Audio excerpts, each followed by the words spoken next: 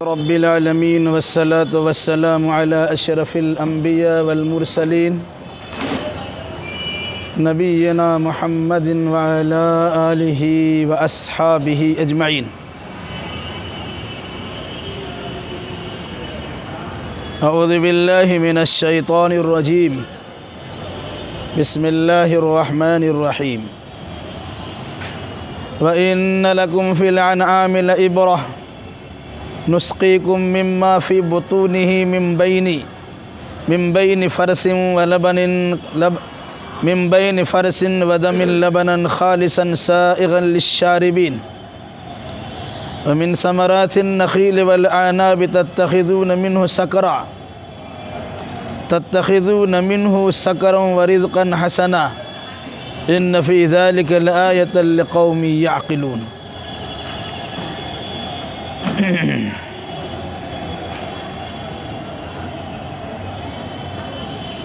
اس سے پہلے کی آیتوں میں قرآن مجید کو گزشتہ کتابوں کی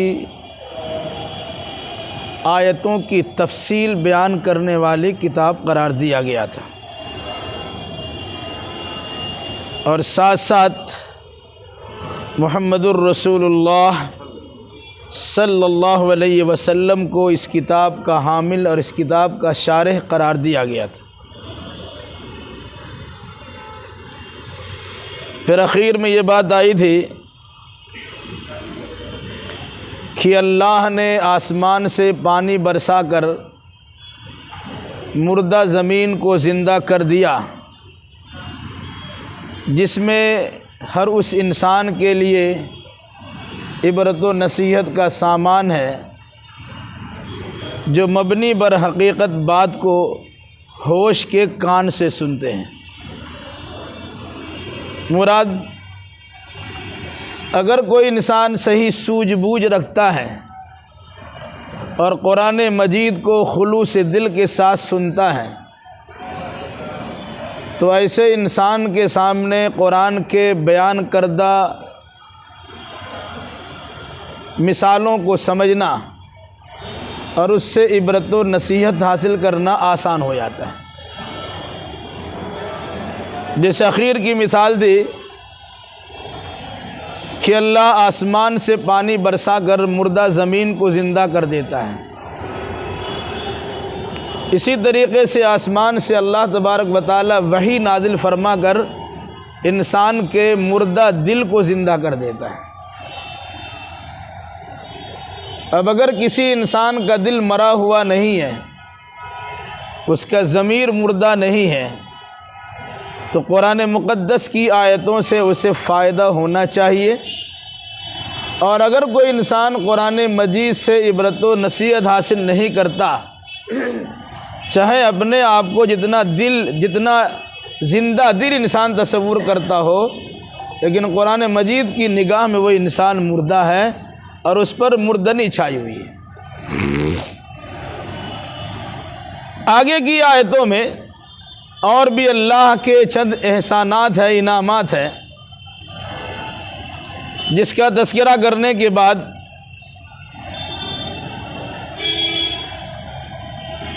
شکر گزاری کا مطالبہ کیا گیا ہے۔ انسان آئے دن ایسی چیزوں سے روشناس ہوتا ہے یا انسان کا سابقہ پڑتا ہے کہ جس کا استعمال آئے دن انسان کرتا ہی رہتا ہے، لیکن جس اللہ نے ان انعامات سے نوازا ہے، انسان اس اللہ کو فراموش کر بیٹھا ہے اور بھلا بیٹھا ہے۔ بہت سے چوپایا جانور ہیں جس کا ہم گوشت بھی کھاتے ہیں، جس کی چمڑیوں کا بھی استعمال کرتے ہیں، جس کا دودھ بھی پیتے ہیں، اور جس سے بار برداری کا بھی بوجھ اٹھانے کا بھی کام لیتے ہیں۔ آخر ان چیزوں کو کس نے دیا ہے؟ اللہ نے دیا۔ جب دینے والا اللہ ہے تو اللہ کی شکر گزاری ہونی چاہیے کہ نہیں ہونی چاہیے؟ آگے اسی قسم کی چیزوں کی طرف اشارہ کیا گیا۔ وَإِنَّ لَكُمْ فِي الْأَنْعَامِ لَعِبْرَةً، یقیناً تمہارے لیے چوپایا جانور میں عبرت کا سامان موجود ہے۔ چوپایا جانور سے مراد بطور خاص گائے بیل، اونٹ اونٹنی، بھیڑا بھیڑی، بکرا اور بکری، یہ 4 جانور ہیں، جس کا نر مادہ ملا دیا جائے تو 8 جانور ہیں۔ ان جانوروں کی قربانی بھی کی جاتی ہے، عام دنوں میں ان جانوروں کا گوشت کھایا بھی جاتا ہے، ان کی ہڈیوں سے بھی فائدہ اٹھایا جاتا، ان کی چمڑیوں سے بھی فائدہ اٹھایا جاتا، بھیڑ بکرا بھیڑ وغیرہ کے بالوں سے بھی فائدہ اٹھایا جاتا، ان کے گوبر سے بھی فائدہ اٹھایا جاتا، دودھ بھی پیا جاتا ہے، کھیت جوتنے اور کاشتکاری کے لیے اس کا استعمال کرنے بھی کام لیا جاتا ہے، اور ان تمام کے ساتھ ساتھ بار برداری بھی ہے، اور کبھی کبھی سوار ہو کر کے ادھر سے ادھر جانا بھی ہے، جیسے اونٹ وغیرہ۔ فرمایا اللہ نے یقیناً تمہارے لیے چوپایا جانور میں عبرت کا سامان ہے۔ نسقیکم مما فی بطونہ من بین فرث ودم لبنا خالصا سائغا للشاربین، اللہ نے جانور کے اندر کیسی مشین رکھی ہے جس کی جانب اللہ نے سجھاؤ دیا ہے کہ آپ دیکھتے ہیں ان میں سے ان جانوروں کے پیٹ سے، اس کے گوبر اور خون کے درمیان سے ہم خالص دودھ نکال کر تمہیں دیتے ہیں اور تم اسے پیتے ہو۔ سائغا للشاربین، یہ پینے والوں کے لیے بڑا بہتر اور سازگار ہوا کرتا ہے۔ غور کیجئے یہ کیسا کارخانہ ہے اور کیسے کیسے اس میں کل پرزے لگے ہوئے ہیں کہ دانہ یا کھانا یا غلہ یا پانی وہ جانور پیتا ہے، اس میں سے کچھ حصہ گوبر کی شکل میں باہر ہوتا ہے، کچھ حصہ پیشاب کی شکل میں باہر ہوتا ہے، کچھ حصہ سے اس کا گوشت بنتا ہے، کچھ حصہ سے اس کا خون پیدا ہوتا ہے، پھر گوبر اور خون کے درمیان سے اللہ تبارک و تعالیٰ سفید رنگ کا دودھ نکال دیتا ہے، جس میں نہ گوبر کی مہک ہوتی ہے اور نہ دودھ کی بدبو ہوتی ہے، دودھ کی مہک ہوتی ہے، یعنی گوبر کی مہک ہوتی ہے اور نہ خون کا لال پن ہوتا ہے، بالکل وہ سادہ ہے، ایک ہی جگہ وہ سب تیار ہو رہا ہے، لیکن اللہ تبارک و تعالیٰ نے کس طرح اسے الگ تھلگ رکھا ہے اب اندازہ لگا لیجیے۔ اسی کو کہا عبرت کا سامان کیسے ہے؟ نسقیکم مما فی بطونہ من بین فرث ودم لبنا خالصا، ہم تمہیں پلاتے ہیں جو کچھ کہ اس کے پیٹ میں ہے، گوبر اور خون کے درمیان سے کیا پلاتے ہیں؟ لبنا خالصا، بالکل پیور اور خالص بغیر ملاوٹ کے دودھ، اس میں نہ گوبر کی ملاوٹ ہوتی ہے نہ خون کی ملاوٹ ہوتی ہے، بلکہ خالص دودھ ہوتا ہے۔ سائغا للشاربین، پینے والوں کے لیے بڑا بہتر ہوتا ہے۔ دودھ میں غذائیت بھی ہے، پانی بھی ہے اور کھانا بھی ہے۔ علاوہ ازیں اس دودھ پی کر انسان اپنے جسم کے اعضاء و جوارح کو مضبوط بھی بناتا ہے، لیکن وہ تیار کہاں ہوتا ہے؟ اسی پیٹ میں تیار ہوتا ہے، جہاں نالی بنی ہوئی ہے، ایک تھیلی بنی ہوئی ہے جس میں پیشاب جمع ہوتا ہے، ایک تھیلا بنا ہوا ہے جہاں گوبر جمع ہوتا ہے، ایک تھیلا بنا ہوا ہوتا ہے جہاں خون جمتا ہے، اور باقی اس کے علاوہ گوشت کا پورا حصہ ہی ہے، اور اس بیچ سے اللہ تبارک و تعالیٰ دودھ نکال کے دیتا ہے، جس میں کوئی ملاوٹ ہوتی ہے اس کا رنگ الگ ہوتا ہے۔ کھانا جیسا بھی کھائے، پانی وہ جانور جیسا بھی ہے، کسی جانور کا دودھ آپ نے نہیں دیکھا ہوگا کہ وہ لال ہوتا ہے کہ پیلا ہوتا ہے کہ مٹیالا ہوتا ہے کہ کالا ہوتا ہے، سب کا دودھ سادہ ہی ہوتا ہے، کہ اس میں عبرت کا سامان نہیں ہے۔ وَمِن ثَمَرَاتِ النَّخِيلِ وَالْأَعْنَابِ تَتَّخِذُونَ مِنْهُ سَكَرًا وَرِزْقًا حَسَنًا، یہ تو چوپایا جانور ہو گیا۔ اب نباتات میں آئیے، کھیت کھلیان میں چلیے، کہا اور کھجور کے پھلوں، کھجور اور انگور کے پھلوں سے کیا کرتے ہو؟ تتخذون منہ سکرا، جس میں سے جس کے بعد حصے سے تم شراب بناتے ہو، ورزقا حسنا، اور اچھی روزی بھی بناتے ہو۔ ان فی ذلک لآیۃ لقوم یعقلون، یقیناً اس میں نشانی ہے ایسے لوگوں کے لیے جو عقل سے کام لیتے ہیں۔ یہ سورہ مکہ میں نازل ہوئی تھی، مکہ میں ابھی شراب کی حرمت کا اعلان نہیں ہوا تھا، شراب حرام نہیں ہوئی تھی، لیکن اس کے باوجود قرآن کے انداز سے معلوم ہوتا ہے کہ شراب کوئی اچھا رزق نہیں ہے، اچھی چیز نہیں ہے، ورنہ اس کے بعد اللہ ورزقا حسنا نہیں کہتا۔ شراب کو کہا کہ تم اس غلہ جات میں سے بطور خاص تم انگور سے اور کھجور سے شراب بناتے ہو، اس کے بالمقابل ورزقا حسنا، اچھی روزی بھی بناتے ہو، اچھا رزق بھی حاصل کرتے ہو۔ اس کا مطلب ہے کہ شراب کوئی اچھا رزق نہیں ہے، انسان اسے خرابی سمجھتا ہے۔ یہ الگ سی بات ہے کہ زمانہ جاہلیت میں لوگ پی رہے تھے، اور جب تک کہ شراب کی حرمت کا اعلان نہیں ہوا بہت سے مسلمان جو ابھی نئے نئے ہوئے تھے وہ سب بھی پی رہے تھے، لیکن جب اعلان ہو گیا کہ شراب کی حرمت کا، انما الخمر والمیسر والانصاب والازلام رجس من عمل الشیطان فاجتنبوہ، شراب، جوا، پانسے کا تیر اور استھان، جو کسی بزرگ کے نام پر یا دیوی دیوتاؤں کے نام پر کوئی مقام متعین کر لیا جاتا ہے، یہ سب کیا ہے؟ رجس من عمل الشیطان، یہ سب گندے ہیں اور شیطانی اعمال ہیں، فاجتنبوہ، اس سے پرہیز کرو۔ کہ تو مدینہ آباد میں اس کی حرمت کا اعلان ہوا، تفصیل روایت سے پتہ چلتا ہے کہ جو لوگ ابھی ایمان قبول کیے تھے اور شراب کی حرمت کا اعلان نہیں ہوا تھا وہ شراب پی رہے تھے، لیکن جب اعلان ہوا تو جس کے سامنے مٹکا تھا وہیں پھوڑ دیا، جس کے ہاتھ میں گلاس تھا وہیں توڑ دیا، جس کے منہ میں شراب تھی اسے پھینک دیا، جس کے پیٹ میں شراب چلی گئی تھی اسے الٹی کر کے نکال دیا۔ یعنی مدینہ کی نالیوں میں شراب کی ندی بہہ گئی، ایسا معنی صحابہ نے۔ جب منع نہیں تھا تو استعمال ہو رہا تھا، اور جب منع ہو گیا تو فوراً اسے چھوڑ دیا۔ یہ تھا ماننا کہ سمعنا و اطعنا، ہم نے سن لیا اور ہم نے مان لیا۔ آج زبردستی روکنے کی کوشش ہوتی ہے تو رکا نہیں جاتا، سمجھا بجھا کسی عمل سے منع کر دیا جائے اور آدمی کو سمجھ جائے کہ یہ نقصان پہنچانے والی چیز ہے تو انسان بڑے سے بڑے برے اعمال کو چھوڑ دیتا ہے۔ ان فی ذلک لآیۃ لقوم یعقلون، کیا اس میں تمہارے لیے خاص طور سے عقل والوں کے لیے نشانی ہے۔ دیکھ لیجئے کہ آدمی کھجور کھاتا ہے اس میں بڑی طاقت و توانائی ہے، آدمی انگور استعمال کرتا ہے اس میں بہت ساری طاقتیں ہیں، اس کا جوس بھی استعمال کرتا ہے، اس کا نبیذ بھی استعمال کرتا ہے، اور اس طرح سے بہت ساری چیزیں استعمال کی جاتی ہیں ان چیزوں سے کہ جس کے ذریعے انسانی بدن میں قوت و طاقت پیدا ہوتی ہے۔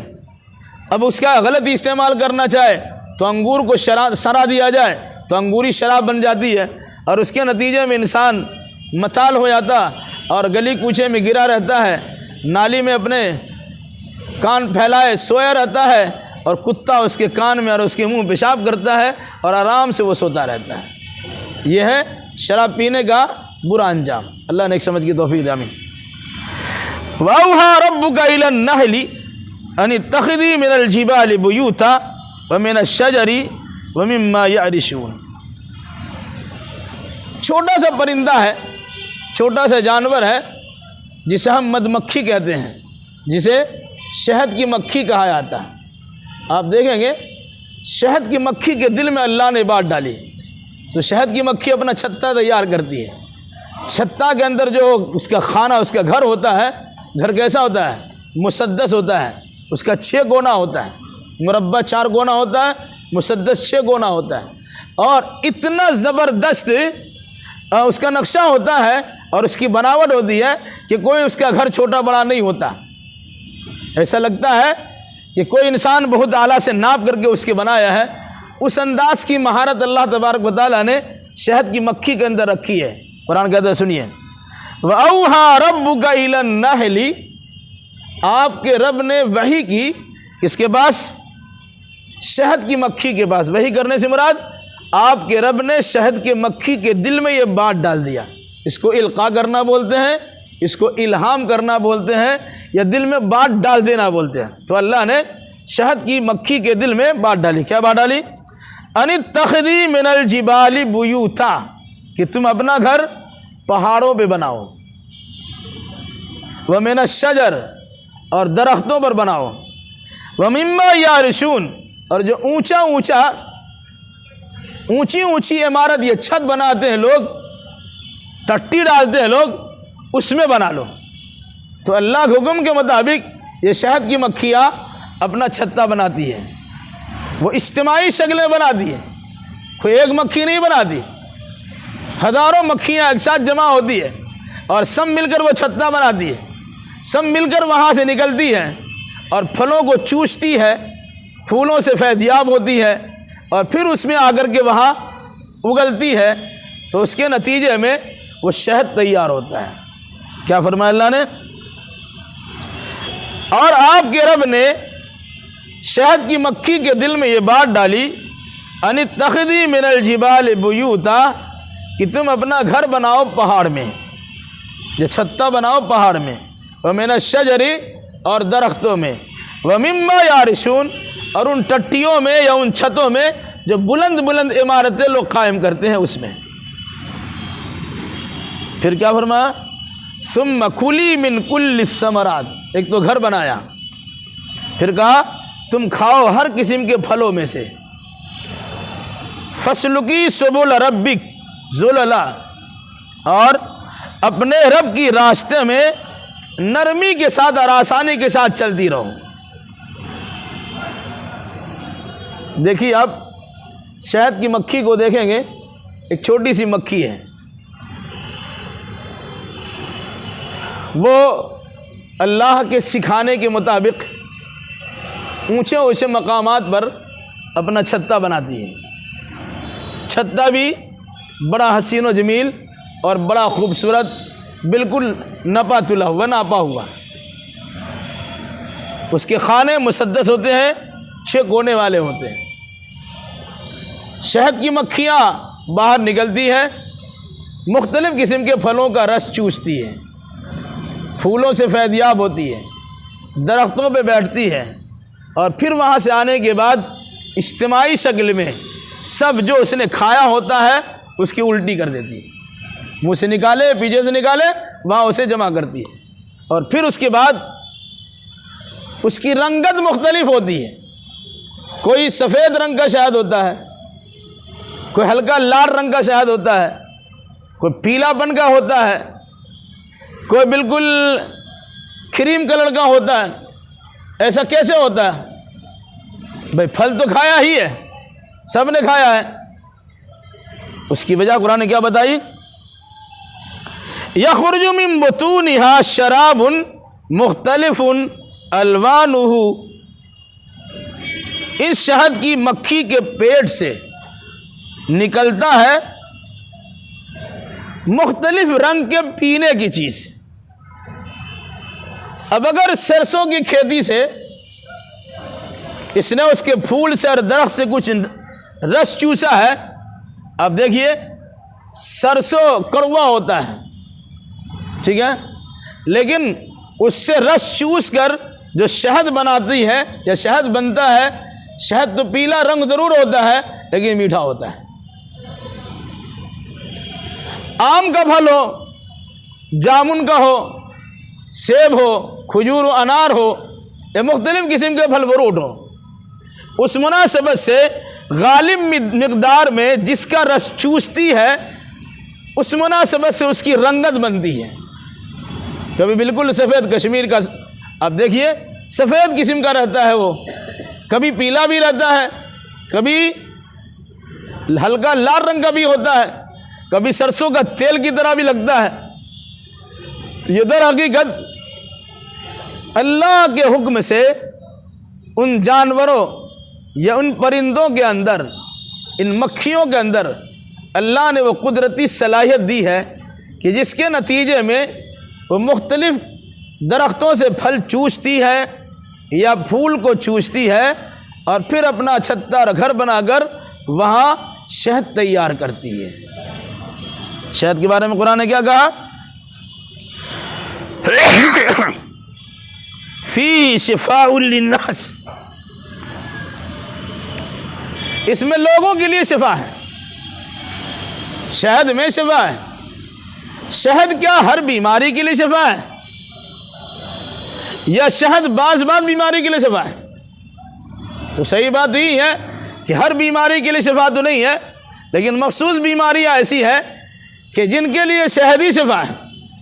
ویسے عام طور سے اطباء، حکیم قسم کے لوگ جو دوائیاں تیار کرتے ہیں، یہ طب یونانی والے افراد جو دوائیاں تیار کرتے ہیں، اس میں اکثر و بیشتر شہد کی ملاوٹ ہوتی ہے۔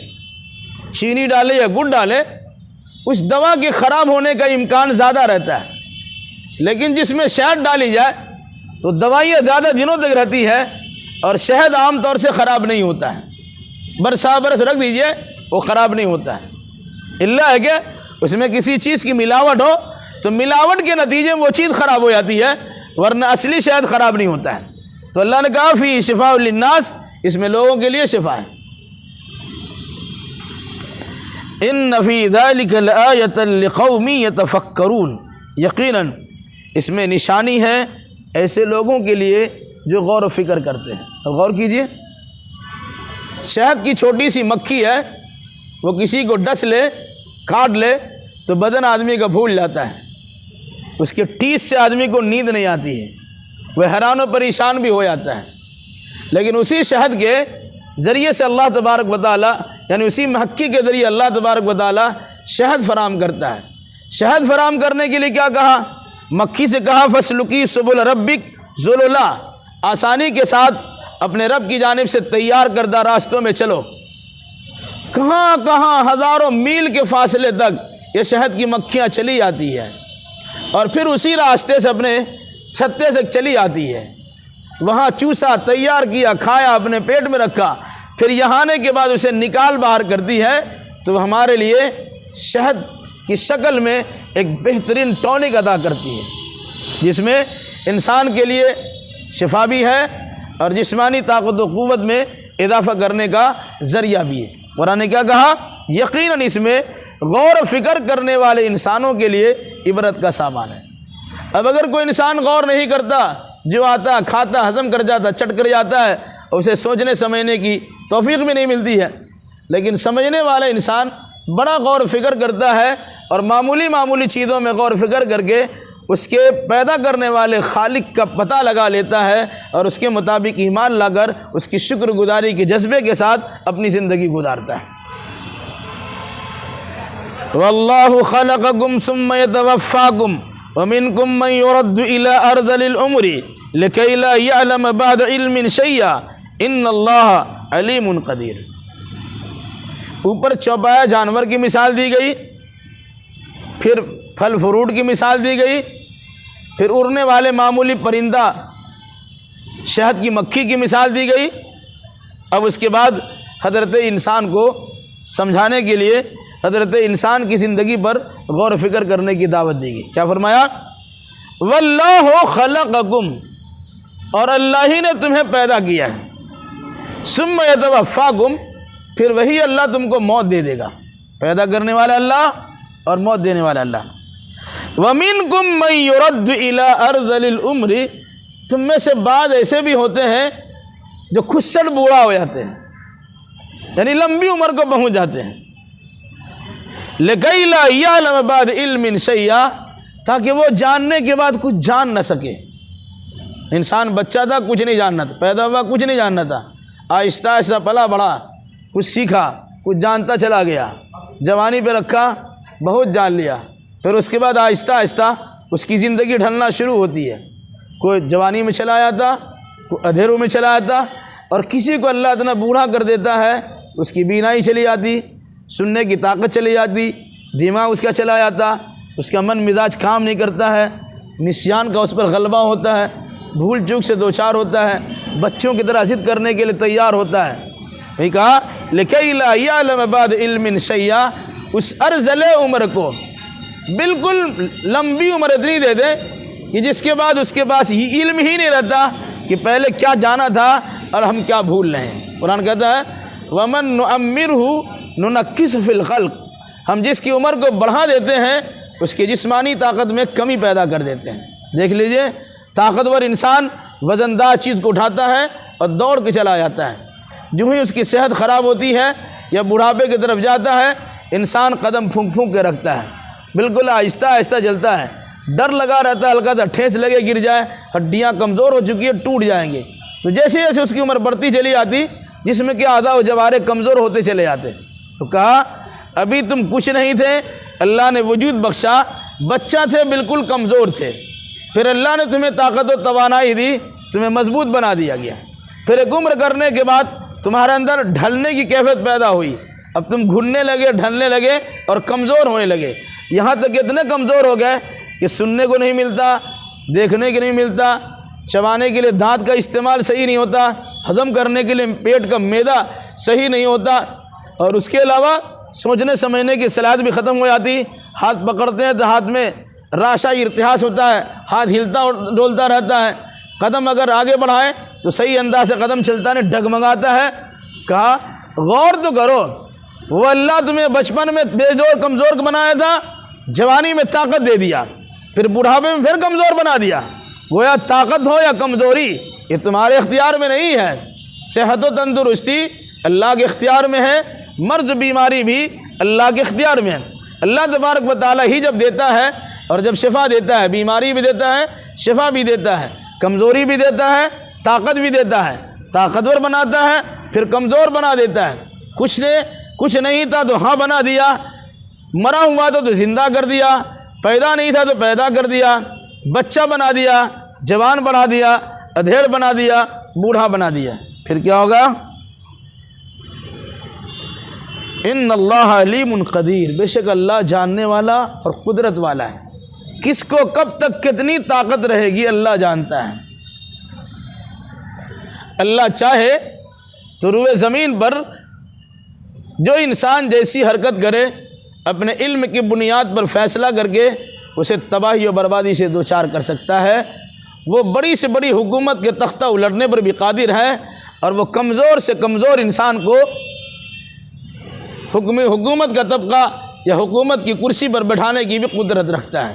اس لحاظ سے جس اللہ نے ان تمام تر انعامات سے نوازا ہے ہمیں اس اللہ کا شکر گزار ہونا چاہیے، وہ ہمارا خالق ہے، وہی ہمارا مالک ہے، وہی ہمارا مربی ہے، وہی ہمارا پالنہار ہے۔ ہماری ذمہ داری بنتی ہے کہ اپنے خالق و مالک کو پہچانیں اور اسی کی بارگاہ میں عقیدت و محبت کے ساتھ اپنی جبین نیاز کو جھکائے، سجدہ ریزی کریں اور اللہ ہی کی بندگی بجا لائیں۔ اللہ ہمیں اور آپ کو اور جملہ مسلمانوں کو کتاب و سنت کی روشنی میں عقیدہ و اعمال بجا لانے کی توفیق مرحمت فرمائے۔ اقول قولی ھذا واستغفر اللہ لی ولکم ولسائر المسلمین وآخر دعوانا الحمد للہ رب العالمین۔